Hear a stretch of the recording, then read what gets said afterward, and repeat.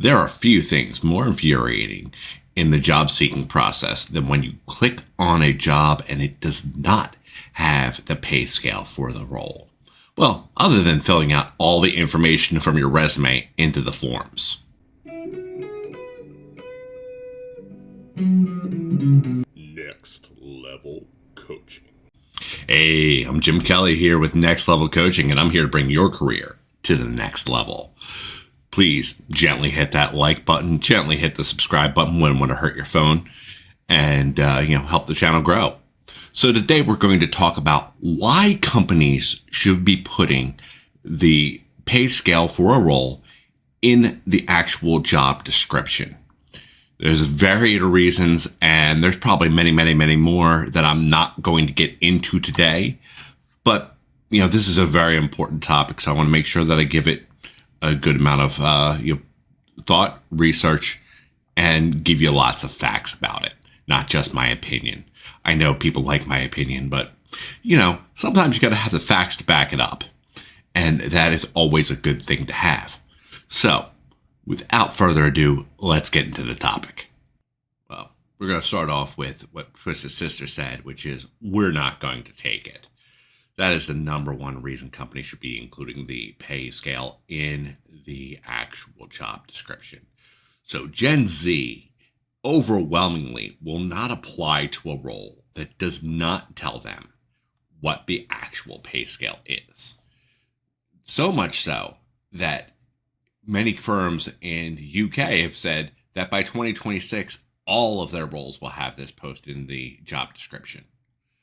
Now, some firms are not all for Gen Z. In fact, 40% of hiring managers discriminate against Gen Z. Age discrimination. Oh, my stars and garters. I can't believe it. Yes, that does happen in today's society, both on the older workers and the younger workers. Those of us in the middle, we're right in the sweet zone there.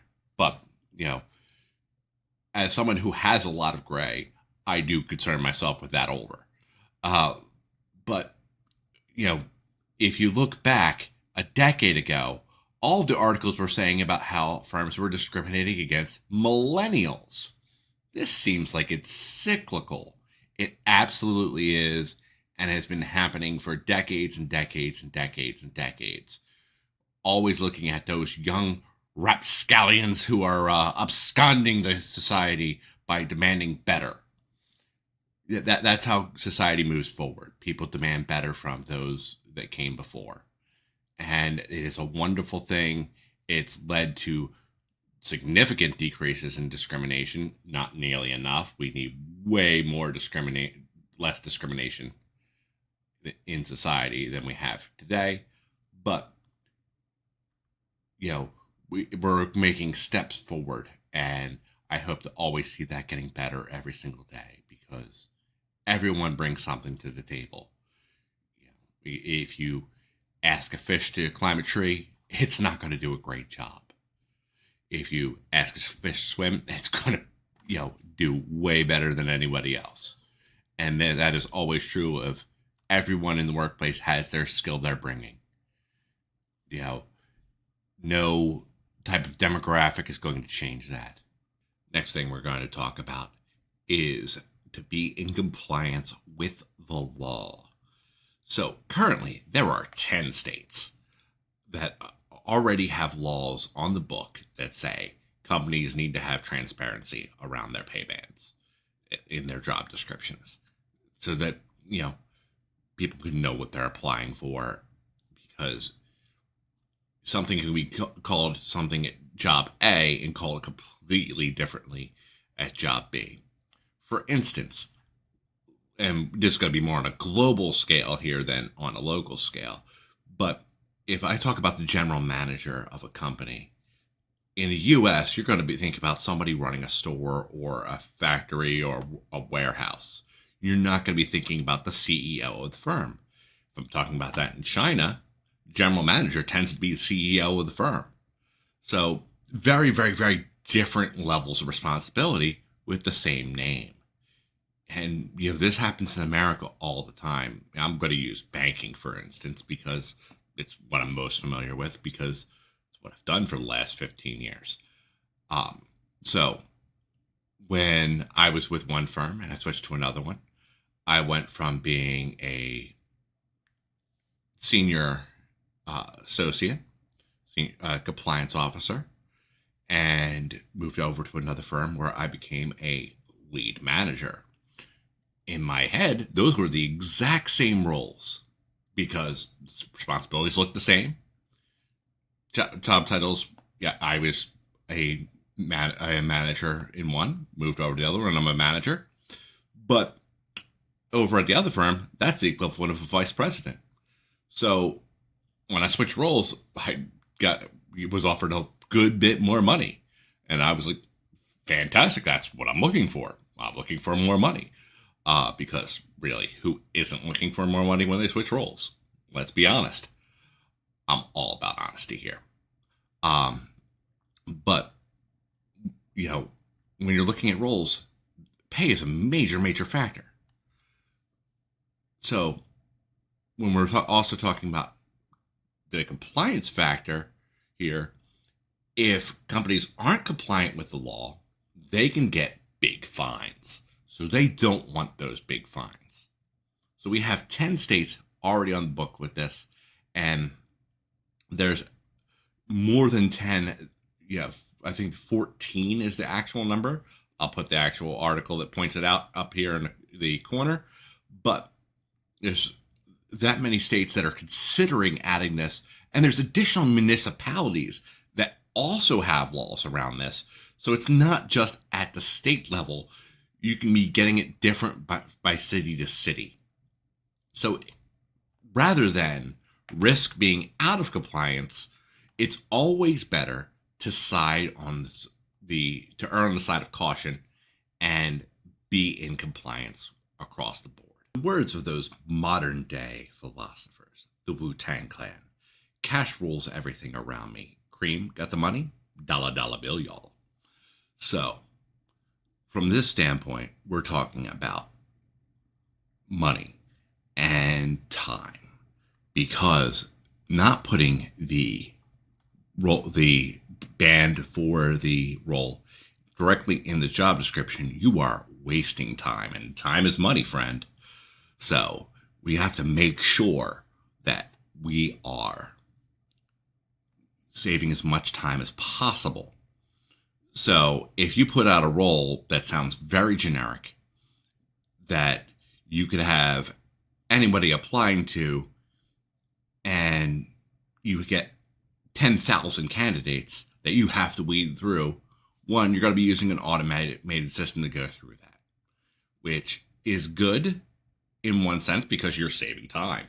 It's bad in another sense because your AI that's looking through that is going to skip some amazing candidates that should have gotten a second look, but didn't hit quite enough of the keywords or hit too many of the keywords that they felt like they were just copying and pasting it over. You don't want to be in either one of those spots. So we're skipping out on amazing candidates that will make the company more money by being great. But we're also missing out because we have too many candidates coming in. We can't manually look through them. So that is a bad thing. The other thing we have to look at is that people are looking for a certain band of money. So when I go into an interview and go, oh, okay, we can't talk about this till the end of the process, and I'm looking for, let's say, $120,000, and your band for this role is $60,000. Well, do I have a good impression of your company when you come to me with an offer of $60,000 when I'm expecting 120? Absolutely not. I think you're a criminally bad run company that should have, a much better, senior management team running it. So am I going to shop from you or buy your services? Absolutely not. And I'm going to encourage any firm that I work with, not to get those services from you. I'm going to encourage them to get somebody else. So that is definitely one reason why we want to be eliminating that fact. Would you go to a store, have multiple meetings with salespeople for a half hour to an hour each time, and not know what the price of the product you're going to buy is, and then finally get there and try to, and your budget's one thing and the price for it's completely different? No, that's not going to work out. So don't use that tactic when you are trying to hire somebody, because you are wasting everyone's time. And that great candidate you could have gotten for that pay band might have taken another role somewhere else because you were fooling around trying to get someone for less than their worth. And speaking of less than their worth, many college students are coming out of college with significant amount of debt.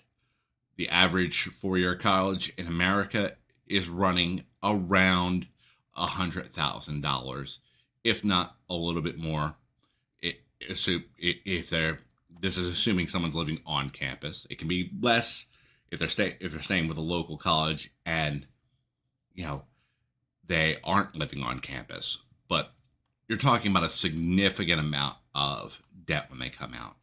So college students right now are expecting to be making around $100,000. Now, is that realistic in today's economy? No. Should it be? Yes. Yes, it absolutely should be.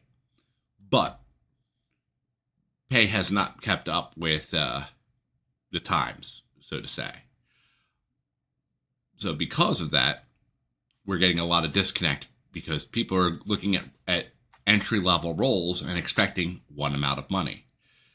And if your company's not willing to pay that, you should be upfront. You should be going, this is what our pay band is, so that if this is the career you want to get into, you should know this is the pay band. And people can make the correct decisions based off that.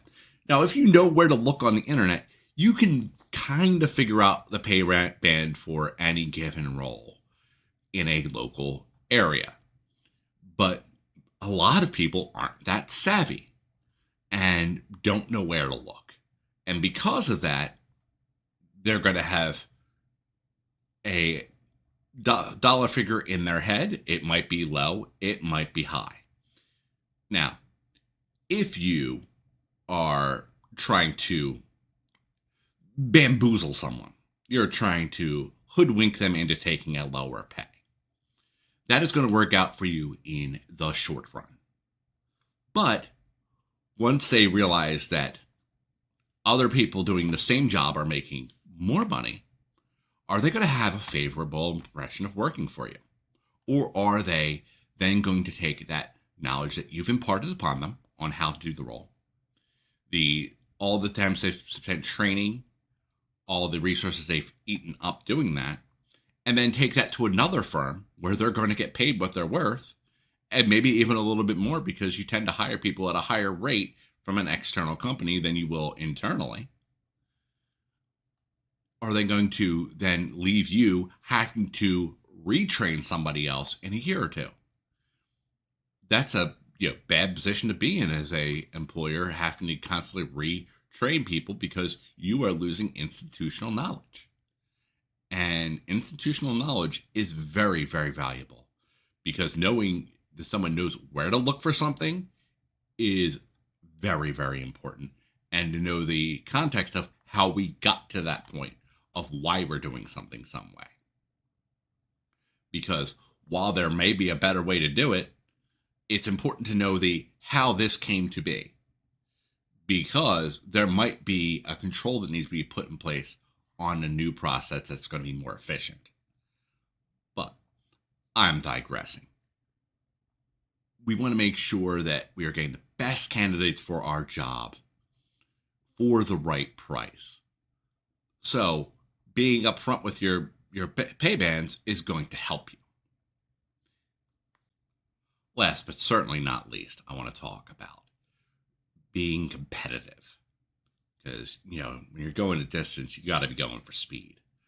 So when we're being competitive with our, other firms in our industry, we want to make sure our pay bands are competitive. Our compensation packages are competitive so that we are attracting the best talent. Because if you think that you can keep wages stagnant for a role forever and that you can keep your benefits minimal, you are going to lose out on the best talent. Absolutely are. They are either going to, one, go to a firm that's already offering this, or get fed up and start their own firm to do it. And their firm is going to then take a more aggressive stance on pay and benefits to get a competitive edge over yours. And you never want to be losing that competitive edge. You can readjust, but if your firm already has a reputation for being behind the times, it's very, very hard to break that reputation. So don't earn that reputation in the first place. Be the leader. Be the one who is attracting the best talent because you're stepping up. Now, don't step up like crazy. I'm not saying you should be going, well, I need to move all my pay bands 10% every year. No, that's not realistic either. But keeping them up with inflation is, especially if you're keeping your products up with inflation, because then you are keeping your growth potential the same. By bringing in another client, you're still bringing in the same percentage of extra profits. So make sure you're paying attention to that. Make sure you're keeping your employees' wages in line so that you are maximizing your potential. We always want to be making sure we're doing our best to maximize our profits, but by not minimizing our employees.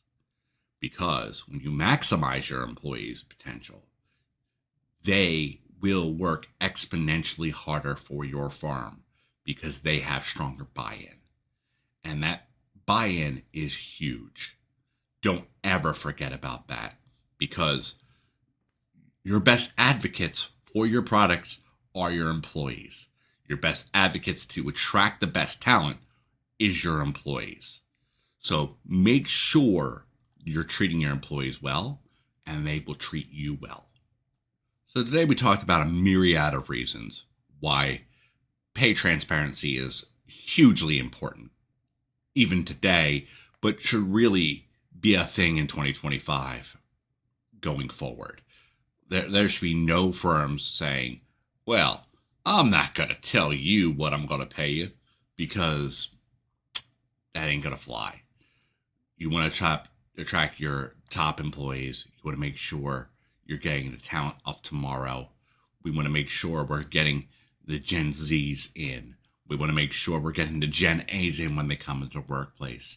We want to make sure we're getting the best talent to ensure our company's growth for the future, because we want to make sure we have our jobs for the future, because our company's still growing. And once the company stops growing, it tends to start shrinking. So make sure you're doing the best thing for your firm, and that would be having to pay transparency. Again, if you stuck with me to this point, if you haven't already hit that like button, please hit it. If you haven't hit the subscribe button, please hit it. Help this channel grow. Send it to a friend. I try to put out the good advice, the good information, and, I like to be here for you. And if you need a career coach, feel free to reach out. I am here to help. I will talk to you next time. Have a wonderful day.